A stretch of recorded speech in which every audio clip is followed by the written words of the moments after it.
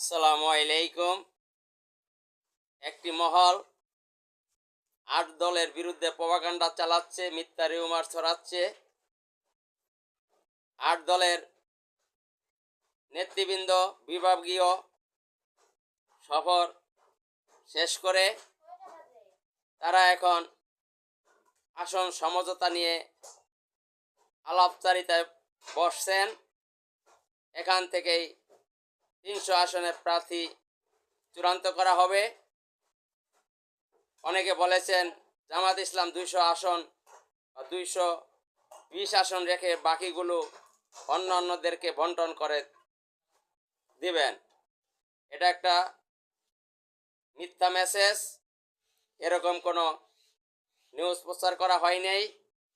এটা ৮ দলকে বিভ্রান্ত করার জন্য জনগণের সম্মুখে ওই চক্রান্তকারীরা মিথ্যা রিউমার ছড়াচ্ছে। আপনারা এতে কান দিবেন না। ২০০, ১৫০ ছাড় দেওয়ার কোনো প্রশ্নই আসে না।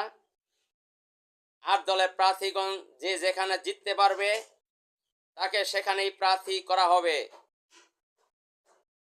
এই জিতিয়ে আনতে যদি কোনো দলকে ১০০ ছাড়া লাগে ১০০ ছাড়বে, ২০০ ছাড়া লাগলে ২০০ ছাড়বে, ৫০ ছাড়া হলে ৫০ ছাড়বে, ৫টা দরকার হলে ৫টা ছাড়বে, ১০টা হলে 10টা ছাড়বে, ৮০টা দরকার হলে ৮০টা ছাড়বে। যেই দলকে জিতিয়ে আনতে যতটা ছাড়া লাগে ততটা ছাড়বে। এখানে ২০০, ১৫০, ২৫০ এরকম কোনো ঘোষণা দেওয়া হয় নাই। এদেশে ইসলাম এবং দেশপ্রেমিক শক্তিগুলো এক হয়েছে। ইসলাম এবং দেশপ্রেমিক শক্তিকে যাতে একত্র হয়ে থাকতে না পারে সেজন্য কুচক্রী মহল এই ৮ দলের পিছনে লাগছে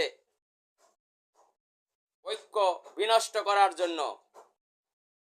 ইনশাআল্লাহ এদেশের জনগণ, ইসলাম প্রেমিক এবং দেশপ্রেমিক জনতা যদি ঠিক থাকে এই ঐক্য কেউই ভাঙতে পারবে না।